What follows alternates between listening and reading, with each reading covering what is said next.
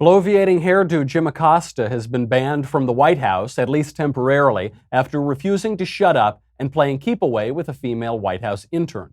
Then, Democrats advocate for segregated campuses, but nothing new there, and leftist thugs try to kick in Tucker Carlson's door in the middle of the night. An awful shooting occurs in California, but the political activists are already out in force. Finally, the mailbag. I'm Michael Knowles, and this is The Michael Knowles Show.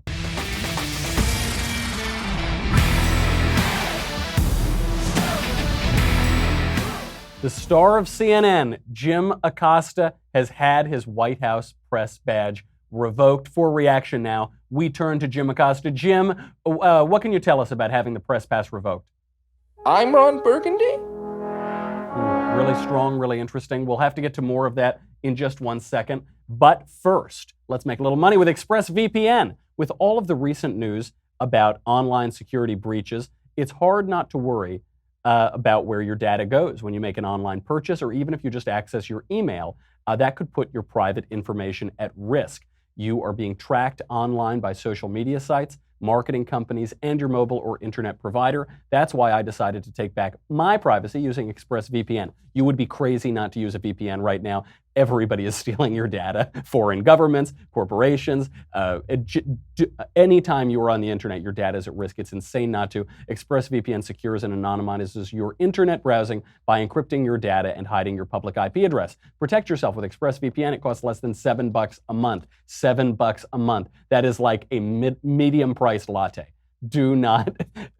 Just think about what you've got on the internet. Just think about what you're looking at, what you've got in your email, what the financial information. Protect it for less than $7 a month.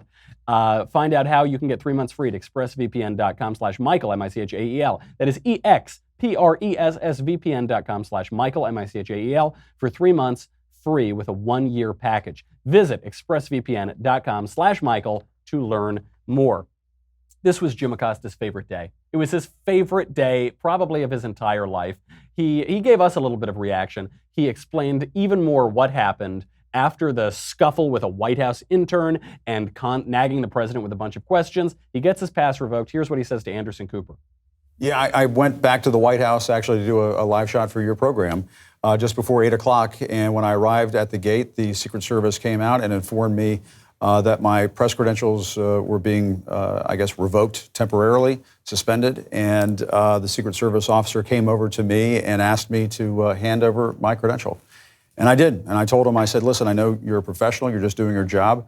And thanks for your service. And handed him a credential I've had for 5 years.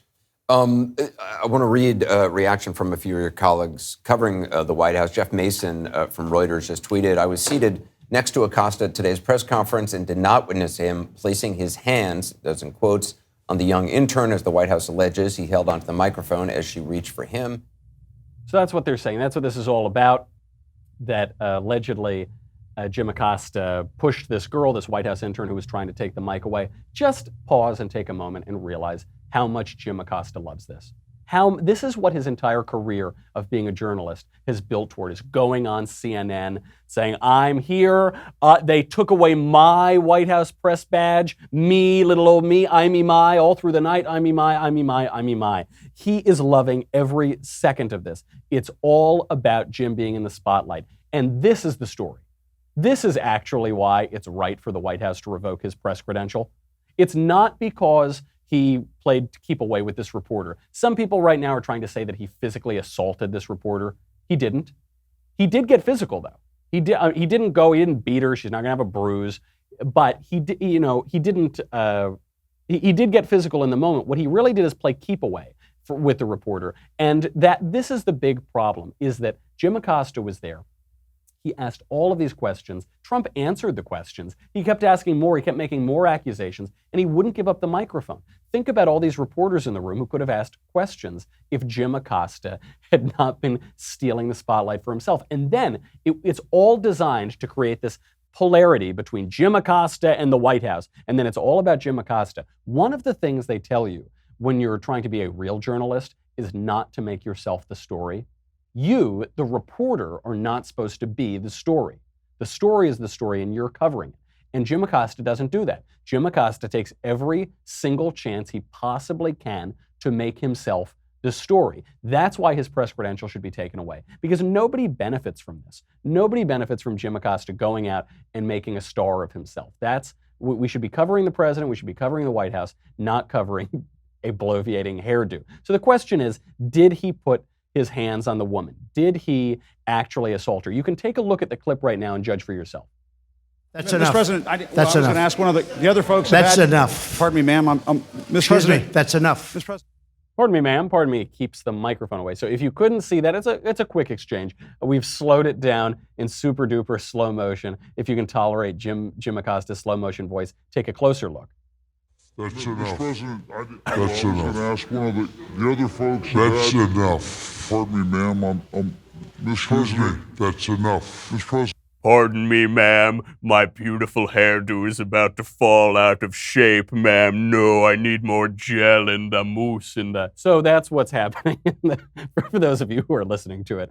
And what happens is he's holding the microphone. He has gone on now for several minutes, monopolizing the time in this room. And so Trump says, that's enough. Okay, I've answered several of your questions. We're not going to get in a tit for tat here.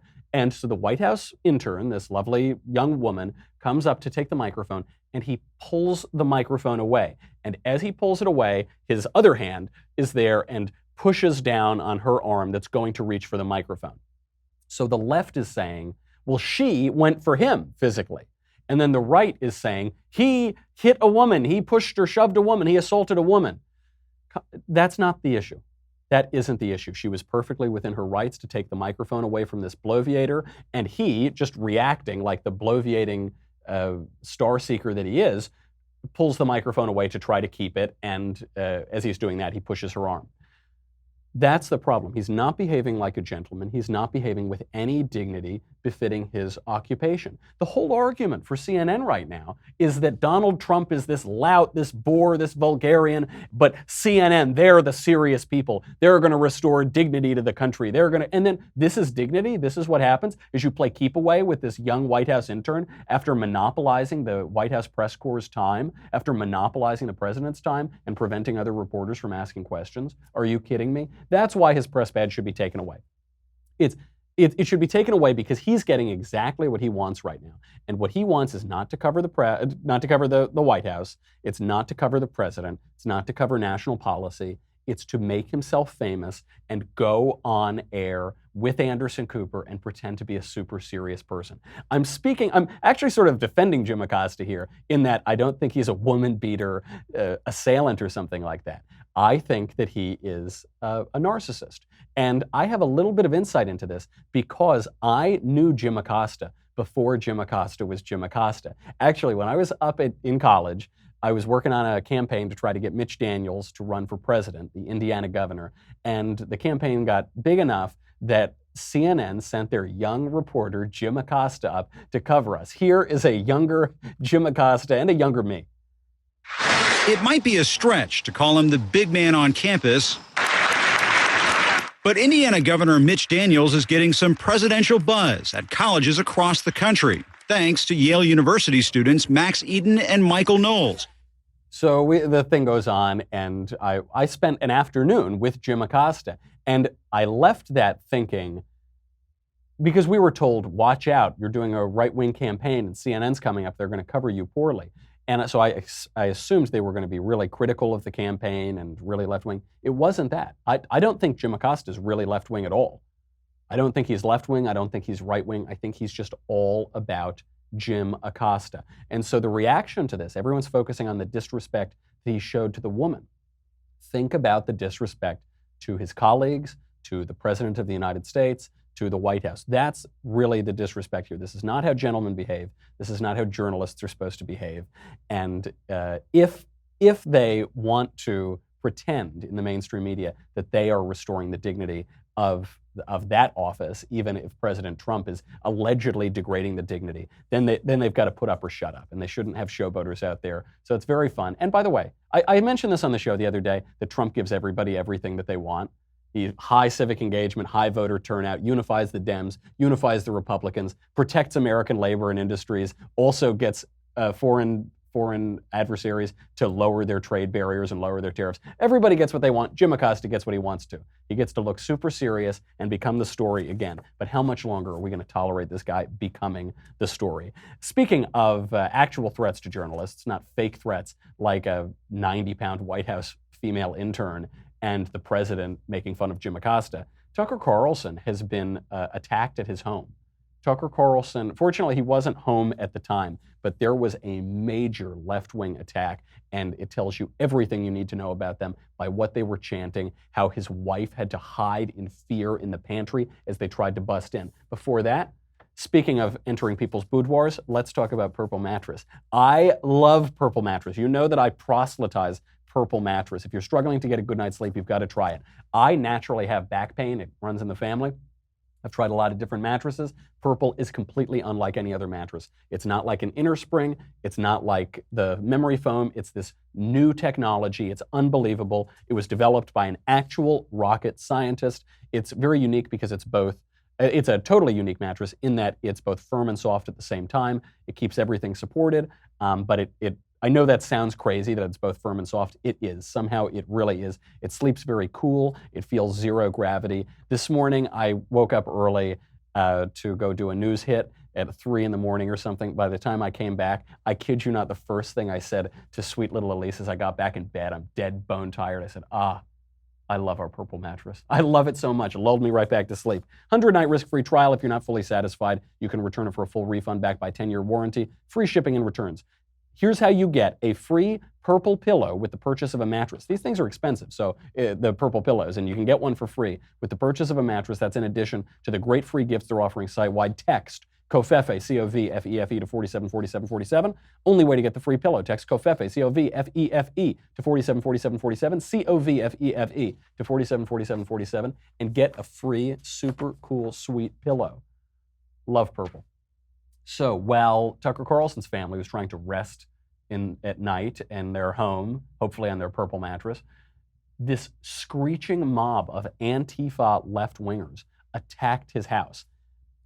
Let me be clear. I'm not saying that they went into his neighborhood or they chased him out of a restaurant. They went to his house. They cracked his front door because they tried to bust in. These sick thugs tried to bust into his house. Tucker wasn't even home at the time. His wife was home making dinner, and she heard that and she assumed it was a home invasion. So she had to lock herself in her pantry in fear for her life, text Tucker, call 911, because these sick left-wing thugs were trying to bust in. Here's some video of them.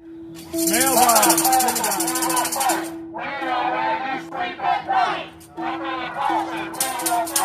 We know where you sleep at night. Tucker Carlson. What a bunch of pathetic little sad, womanish, not womanly, womanish, unmanly, hysterical children thugs. How pathetic. I wonder what sort of relationship these little man children have with their fathers. Probably not great, I would guess. I think all of these Antifa, all of the screeching left-wingers in the street, whatever they're chanting, I think the subtext is, F you, Dad, I'm not, you can't make me, no. That's what I think the subtext is. I think these are psychologically very damaged people who have glommed onto a sick, perverse political ideology to fill the gaping, gnawing hole in their hearts because of the sick shame that they feel when they gaze at themselves in the mirror, the shame that their parents must feel to have raised such horrible failures of children like these. What shame they've brought on their families, with whom I suspect they don't have a very good relationship anyway. Awful, awful stuff. I bring this up for a couple of reasons. One, because of what they're chanting. We know that the left has been encouraging violent attacks on prominent right-wingers. We know that. That's been happening for a long time. But what they're chanting, they're saying, we know where you sleep at night. That's pretty sick stuff. But then one of the other chants they said was, no borders, no wall, no USA at all. That's what you're dealing with. You're dealing with people who are openly calling for the destruction of the United States. This is the same group in D.C., by the way, called Smash Racism D.C., which chased Ted Cruz out of that restaurant. So they're calling for the abolition of the United States. A lot of these videos now have disappeared from social media because obviously they're quite violent. Now, what the left is saying in response is they're saying that there are right-wing extremists too. What about that guy who sent the mail bombs, none of which went off a couple weeks ago? What about him? See, people on both sides. Okay, so what you're pointing to is one homeless stripper with a Make America Great Again hat who failed to commit violent acts against left-wingers, who failed 100% to commit violent acts against left-wingers. Okay, yeah, bad guy. The entire right unified and condemned that guy. Now, what the right is pointing to are these mobs of violent wackos who were busting down Tucker Carlson's door, who were attacking Ted Cruz in public, attacking Mitch McConnell in public. And how are the mainstream left-wingers reacting? They're encouraging it. The right condemns their lunatics. The left encourages it. Political commentators, mainstream ones, and elected officials alike, Maxine Waters, Eric Holder, Hillary Clinton. And just to look at the talking heads, I often recommend that people read Vox.com, that left-wing website, insane left-wing hack website, but it's good to read it to figure out what the left is thinking. I encourage people to go read that. A writer at Vox.com, Matthew Iglesias, this is how he responded to this attack on Tucker Carlson's family. Quote, I think the idea behind terrorizing his family, like it or not as a strategy, is to make them feel some of the fear that the victims of MAGA-inspired violence feel thanks to the non-stop racial incitement coming from Tucker, Trump, etc. The victims, Tucker Carlson's victim, the victims of what? The victims of tweets? The victims of enforcing our laws? The victims of having a border at all? Is that what you're saying? So he's defending these thugs. This is a very prominent left-wing commentator at perhaps the most prominent left-wing online media outlet, defending it. He then goes on, because that wasn't enough to defend them. He says, I honestly cannot empathize with Tucker Carlson's wife at all. With his wife at all. I agree that protesting at her house was tactically unwise and shouldn't be done, but I'm utterly unable to identify with her plight on any level. Right, because you're a child. Because you're a little whiny child. I wonder what relationship you have to your family, too. Speaking of you, because you're lumping yourself in, Matthew Iglesias, with all of these sick little children who are trying to commit violence against an innocent woman for the crime of being married to a television talk show host. Sick stuff, really, really sick stuff, and he's defending. So don't ever let them tell you that there's a moral equivalence between the left and the right. Oh yeah, there's a Trump fan who sent a pipe bomb, and there are left-wingers who attack people's houses. It's all the same. No, the entire right condemned the pipe bomb homeless stripper. Donald Trump came out and said he should be prosecuted to the fullest extent of the law. But when the left does it, they're encouraged by elected officials and by these news media outlets. He goes on. I mean, Matthew Iglesias went on this crazy Twitter rant today. He said, I met a woman who didn't leave the house for months because she was afraid of being picked up by ICE and never seeing her U.S. citizen kids and husband again. What sense was there in terrorizing her family? She's in violation of the law. She's a foreign national. We have laws for a reason. We have a border. We have to be able to decide who comes into the country, who doesn't come into the country. What he actually said is, I met a criminal who didn't go out very much because she didn't want the cops to catch her for her crime. Okay, yeah, it's too bad that she committed a crime. She shouldn't have done it. But we have to have a border, because when you don't have a border, you incentivize horrible things, like 60 to 80% of young women and girls who cross the border illegally being raped or sexually assaulted, according to the Huffington Post, Infusion, and Amnesty International. Like human traffickers bringing drugs and children across the border to do nefarious things with them. Like unvetted people, like the national security risk that it poses. Like the fact that every other country on earth gets to determine who enters and who leaves the country. Mexico gets to, Guatemala gets to, Honduras gets to, Nicaragua gets to, but the United States not allowed to. Okay, absurd comment, and true moral idiocy from this guy. Last night, I was at this event at Loyola Marymount with Drew. We did a joint speech, and at this speech, race became a big issue. There was an exclusively black student group who came, and they were protesting, and they were very angry. And this really reminded me of some of the insanity that's going on right now at the college campuses. At Ohio University right now, there is a proposal to have a minorities-only gym, a gym that can only be used by racial minorities. Now, I assume that the campus administrators are going to tell us that the gym has this equal facilities to the gym for white people. It's just separate. You might call the Jim, I don't know, the separate but equal Jim. You have Democrats advocating for racial segregation because there is nothing new under the sun. Plus ça change, plus c'est la même chose. Nothing changes ever. And this is going on across the country. There is a self-segregation that is going on. There is an insistence by minority students that we return to the days of racial segregation. There are a couple reasons for this. One reason is that they don't know anything. They don't know anything about history. They don't know anything about politics. They don't know about the American founding, and they don't know about the real state of politics in America. The other reason is that victimhood carries a currency today. It carries a real currency. There is a social status associated with victimhood. Obviously, you can look at one particular example of affirmative action and say that victimhood carries advantages because if you can show that your race or your sex or whatever has been historically oppressed in the United States, then you gain an advantage in college admissions. But it also carries a social advantage beyond that. At this event at Loyola Marymount, there was this group of exclusively black students, and they came in and they had duct tape on their mouths, and they were protesting. What they were protesting, I don't know. The suggestion seemed to be that they were being censored, and so they were going to protest that. But of course, they weren't being censored. They put the duct tape on their own mouths. So Drew and I confronted them to show the hollowness of this victim ideology. Here it is.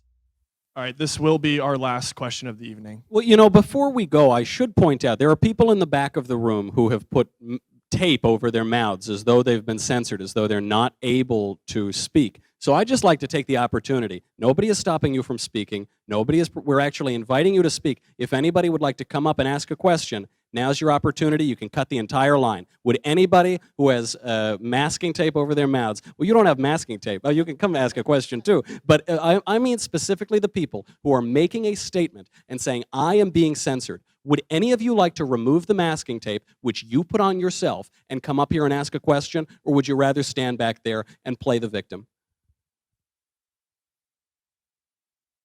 I think we got my answer. Okay. Next guy in line. Let's hear it. He's been waiting. How did I know that was going to happen? They stand there. For those of you who couldn't see, they're standing there with the tape. And they're just staring. And they're staring, looking, if they look slack-jawed if they didn't have tape on their mouths, holding their mouth up. Because the point that they're trying to make is totally empty. But it is a wonderful reflection of race hustling and race politics in America because they put the tape on their mouths themselves. They did it themselves. They did it because there is a currency to being a victim. And when you call them out for it, and when you say, you're not a victim at all, you're here, you can speak, use that beautiful hand that God gave you to take the tape off your own mouth, the tape that you put on yourself, and speak. Use your voice, use your political speech, use the very thing that makes us human, the ability to have meaningful speech. Use it and we'll engage and we can talk. They can't do it because they have nothing to say, other than insinuation and race hustling nonsense. To suggest, the suggestion on their signs that they were holding up is that Drew and I are racist. I don't know where they got that from. I don't know what their evidence is, that Drew and I were somehow preventing them from speaking. So I wanted to point out that nobody's preventing them from speaking, but nobody is. Candace Owens started this walk away campaign. Now she's calling it Blexit, I think, the black exit from the Democrat Party, because for so long, black voters have voted 90% with Democrats, between mid-80s and low 90s% with Democrats. And it's bizarre that a race would vote so uniformly with one political party. You don't see this with other races. And she's saying you can walk away. You're being sold a bill of goods. And what they're being told is that the Republican Party is racist. Conservatives are racist. They hate you. They don't like you. They don't want you. They want to hurt you. Whatever sick lies that they're being told by race hustlers. And so they've gone along with this. Nobody is trying to stop you. Nobody's trying to stop you from speaking. Freedom is a wonderful thing. Opening up your mouth and using your political speech and engaging with people with whom you think you disagree, even though I suspect you probably don't disagree on very much, but you don't know that because you're so interested in looking at yourself and preening and making yourself into a victim that you won't actually engage and open your mouth and talk to your fellow Americans. Really sad, really pathetic. That university has clearly failed them and their families have failed them too. There's a theme, I think, growing today among the people we're looking at on the left. And this is a theme broadly, that as social structures have collapsed, as family structures have collapsed, local communities have collapsed. People are really falling into political idiocy and political extremism on the left. And it's a sad state of affairs, and it's being encouraged by elected officials. Now the guy who was running for governor of Florida, Andrew Gillum, he's a socialist race hustler who baselessly accused Republican Ron DeSantis of being a racist. Absolutely no grounding for that whatsoever. He conceded because he got beaten by DeSantis, and then he unconceded because Democrats can never concede an election. They just need to dig up a few more dead votes, and then they'll be able to put him over the top. So he's unconceded. Stacey Abrams, who is running in Georgia for governor of Georgia, she has unconceded, or maybe she didn't concede in the first place, even though she got beat. So Bernie Sanders has come out now, and he is blaming racism for not electing Stacey Abrams, who's black, and Andrew Gillum, who's black. Blaming racism. That's all they've got. That's the only thing that they can say, and it's meaningless. And I highly recommend it. It was a cathartic moment last night. When you go out and you say, here's your opportunity, tell me everything you want to tell me. They won't say anything because there's nothing to it. There's nothing to the charge at all. It's just sick race hustling, and it's the sign of a desperate Democrat Party. One of the great aspects of the midterms is that in those key races, the Democrat candidates whom the party really wanted to propel, really wanted to make into stars, failed. Beto O'Rourke got beaten. Beto O'Rourke, Stacey Abrams, Andrew Gillum was being talked about as a possible Democrat presidential nominee. They all got beat. And as a result now, there was a poll that Hill TV took. It was the Hill TV American Barometer poll, 680 Democrat voters, so a relatively small sample size, nevertheless. Who do you think came up first? We know all the people we've talked about as possible 2020 candidates: Joe Biden, Hiawatha, Cory Booker, Hillary is still being talked about, the revivified corpse of Hillary Clinton marching on to her 75th try at the White House. So Joe Biden got 168 votes. He came in second. Bernie Sanders got 123, came in third. Hillary somehow found 80 votes. Kamala Harris, 28 votes. Mike Bloomberg, 27 votes. Do you know who came in first?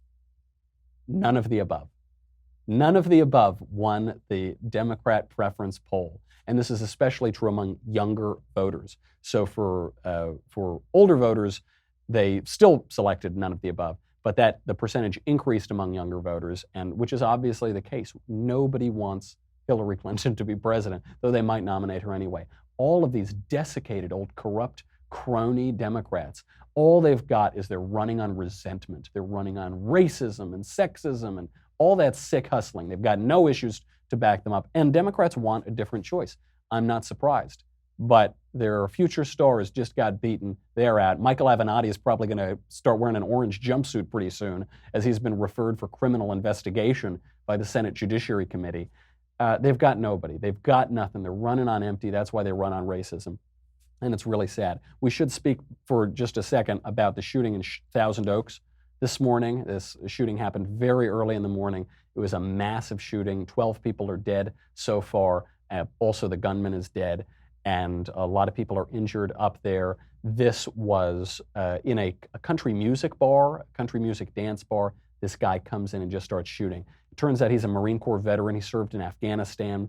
And already, of course, the gun control activists are out. This was trending on Twitter within an hour, I think, of the shooting. This, obviously, prayers to the victims and their families.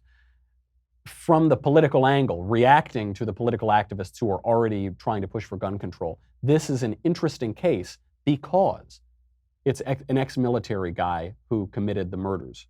So this is a guy who was well-trained with weapons, who had security clearances, or had background checks at least, who knew how to use a gun, who, by any measure, when we're talking about gun control, we say that law enforcement and ex-military should be able to have guns. He had his guns. He purchased the guns legally.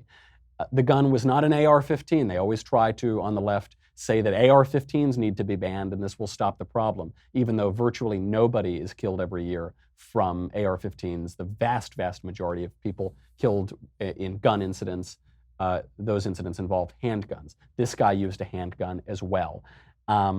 So none of the boxes that they would typically be pushing out for gun control would qualify in this case. However, there is one aspect which is not gun control, which might have helped prevent this shooting, which is that in recent years, deputies have interacted with this guy for domestic disturbances. Actually, a sheriff's deputy was one of the victims, one of the people. He went in, he was first on the scene, he went in there to try to stop him, and unfortunately, he was killed. Deputies have interacted with this killer in recent years for domestic disturbances, and they came in and they realized he was almost certainly suffering from post-traumatic stress disorder. He served in Afghanistan. A lot of soldiers come back with PTSD. It seemed like he was suffering from it. They couldn't do anything about it. They couldn't do anything about it because they couldn't involuntarily commit him. It's virtually impossible to involuntarily commit people to mental institutions today, and that's been the case for decades and decades. Because they couldn't do that, because they couldn't throw him in a loony bin to protect the public from him, 12 people are dead today. There is no gun law that they could have passed short of confiscation, and even then, there are 300 million guns in the country. Criminals will get their hands on guns. There's no gun law that they could have passed to prevent this shooting.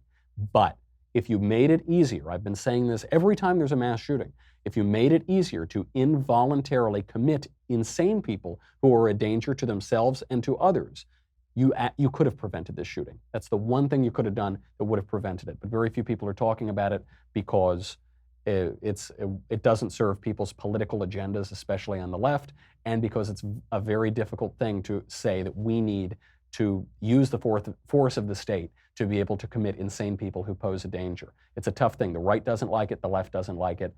Nevertheless, it's true. Okay, we've got to say goodbye to Facebook and YouTube. We got a lot of mailbag coming up.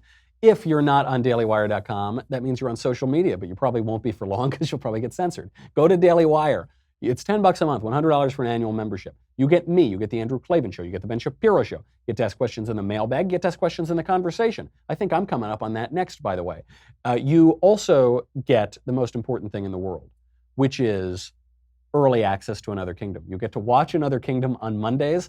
Other people who are not subscribers have to wait years and years and years, or at least until Friday, to get the audio. You'll get to see the whole thing with all of that artwork. And oh yes, there it is, the Leftist Tears Tumbler. You get the Leftist Tears Tumbler. I wish that I'd brought some of these last night to Loyola Marymount so that I could have used them to swim my way off of the campus. You need yours as well. It's the only FDA-approved device to handle salty, radioactive, delicious leftist tears. Go to dailywire.com. We'll be right back with the mailbag.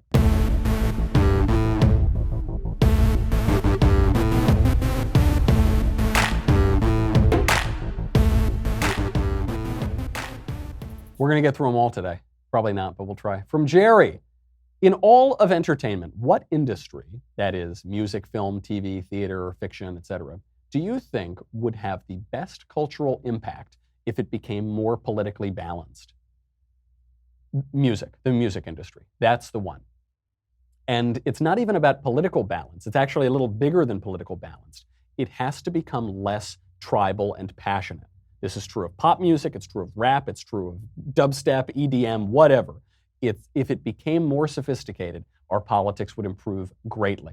Look, it would be good if we had movies about how great Ronald Reagan is. It would be good if we had TV shows that describe the world as it is rather than some leftist fantasy. But music is the most important of the art forms. The ancient Greeks talked about this, Plato talked about this, and hearing is the most important sense.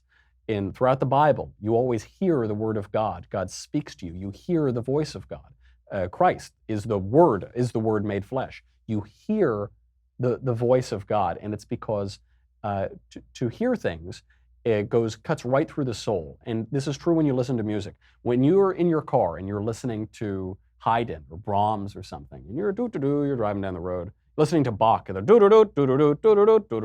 you get out of your car, you feel a certain way. Your head is in a more rational place. If you're in your car and you're just blasting EDM, like, you're going to get out of your car feeling more like an animal. You're going to feel like a brute, for lack of a better word, because percussive, tribal, brutal music deadens your rational faculties and incites the base passions. I don't know how to say that more politically incorrectly than that, but the ancient Greeks knew what they were talking about, and this has been true throughout the history of Western music. Specifically, percussion really arouses passions that are at odds with your rational faculties. So if we were able to get into music, and I'm not saying we need to play the MAGA song or something, start to get pop music to use more conservative words. I'm saying that the music itself should be more conservative. I think it would really tamp down passions. Because also, that's the art form we interact with the most. We hear it in coffee shops, we're playing it on our iPods, we're playing it when we're in the car, we listen to it at bars and clubs. We're constantly interacting with music. If music were better and more sophisticated, our culture would be better and more sophisticated too. From Peter, Mr. Knowles, I recently subscribed but now face a dilemma. I have a wonderful girlfriend who wants my Leftist Tears Tumblr. I can't say no, as I'm lucky enough to have found a conservative girlfriend. Could you find it in your charitable Catholic heart to intercede on my behalf and ask Ben if I can get a second Tumblr? Absolutely not. You sick monster. You hedonistic, entitled millennial. How you hit the gold mine. So you're a subscriber. You've been able to use the Leftist Tears Tumblr, the only FDA-approved device to safely dispose of leftist tears.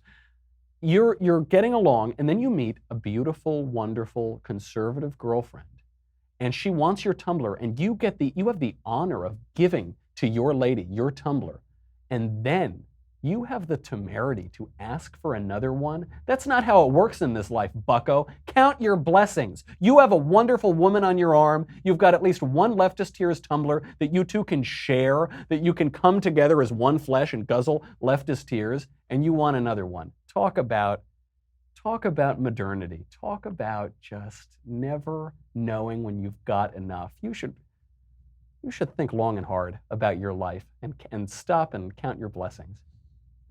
From Margot, hi, definitely not Michael Knowles. Why is it that lefties tend to degenerate and use profanity?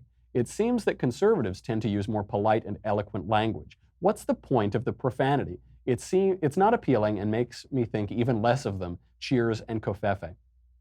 They speak in a profane, vulgar, incoherent way because their thoughts are profane and vulgar and incoherent.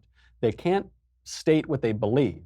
They don't have a coherent view of the world, and so they have to pepper their spasms of speech with profanities.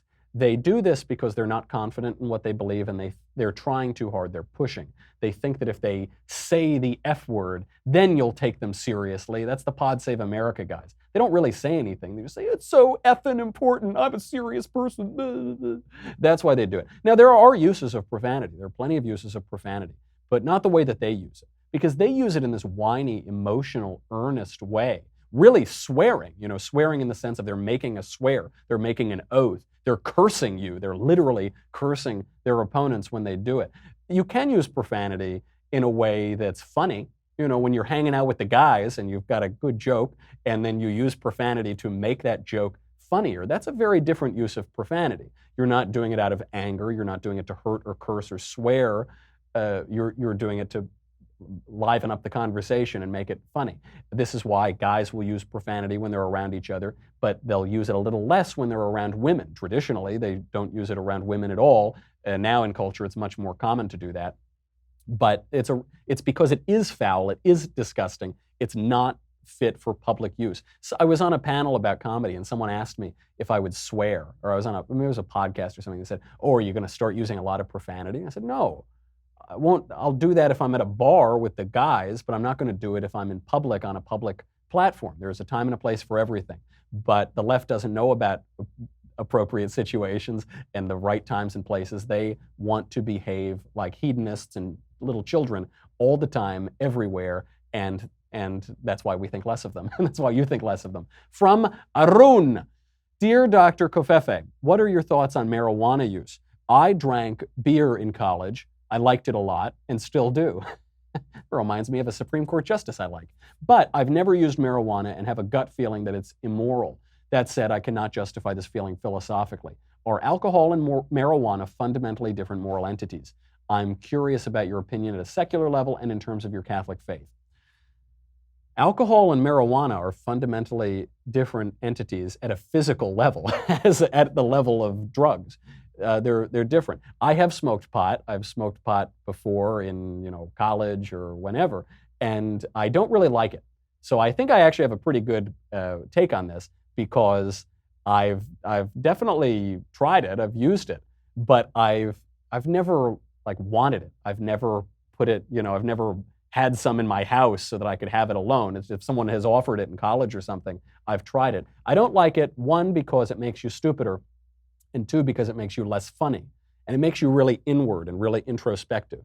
And alcohol does the opposite. Alcohol relaxes you a little bit, and then it's a social lubricant and can liven up a party. And so I don't know whether it's immoral to use marijuana. I mean, it's immoral to become belligerently drunk or intoxicated, and in so much as getting really high does that, then I suppose that's immoral. But it's really just a question of why are you using the drug?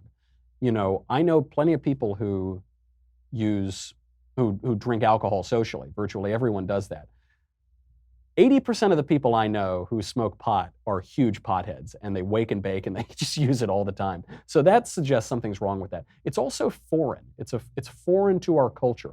Alcohol's been around forever. The first miracle that Christ performs is turning water into wine for drunk people at a wedding.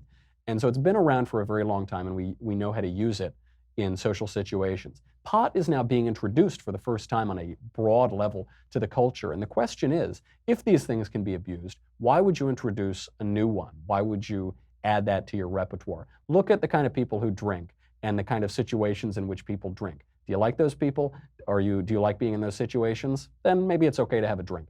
Look at the situations in which people are smoking pot and the kind of people who are obsessed with pot and legalization. If you want to be like them, if you want to be in those situations, go for it, but I suspect you probably don't. From Adam. Why do Democratic voters overlook the corruption of politicians like Hillary or Andrew Gillum? Thanks, Adam from Florida. Oh, because they have no standards.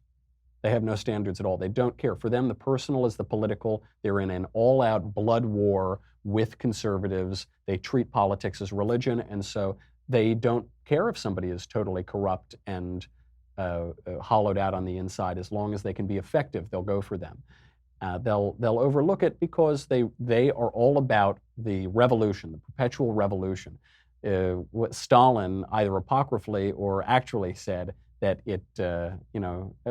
Stalin and many other people, they say 1 death is a tragedy, 10 deaths is a tragedy, 1 million deaths is a statistic. You've heard communists for a long time say that you've got to crack a few eggs to make an omelet. They're perfectly fine dealing in things that are fundamentally wrong and immoral because they think it's going to lead them to paradise, that it's going to lead them to utopia and to progress.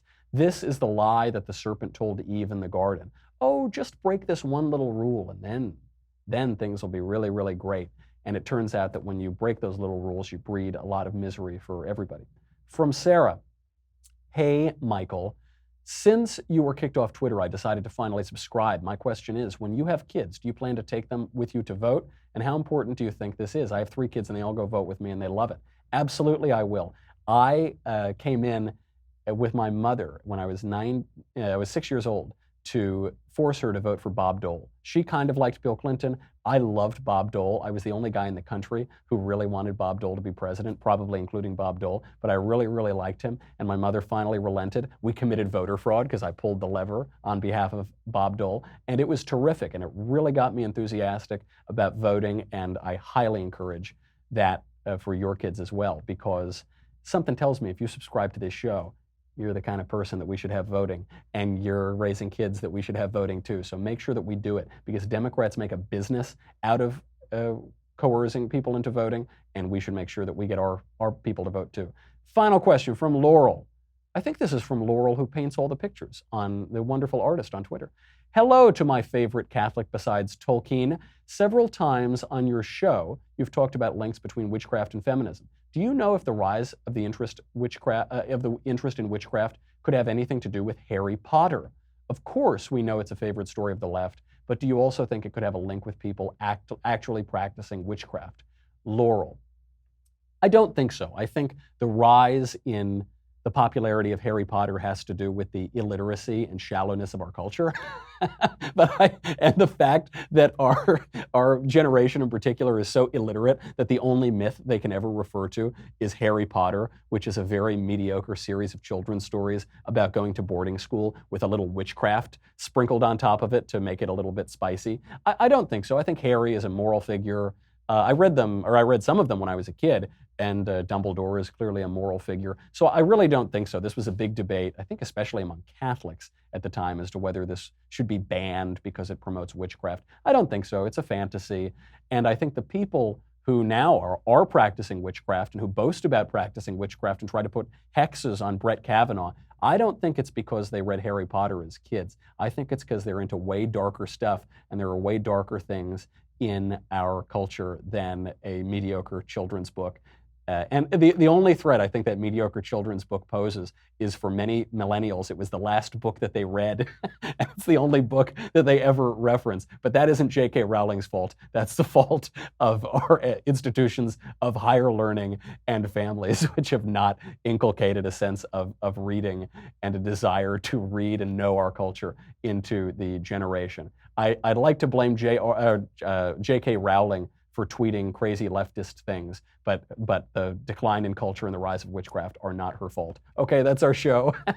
I am going to be on the road. I'm going to be on the road next week giving some speeches all around the Midwest, so stay tuned for that. That's going to be a lot of fun, but we're still going to have a lot of shows. Make sure you tune into Another Kingdom and get caught up, because it's doing really, really well. It's getting huge ratings. Huge, the biggest ratings, folks, okay? People are really liking it, and it's certainly going to be my last job I ever have as an actor in Hollywood. So be sure to check it out. Have a good weekend. In the meantime, I'm Michael Knowles. This is The Michael Knowles Show. I'll see you on Monday.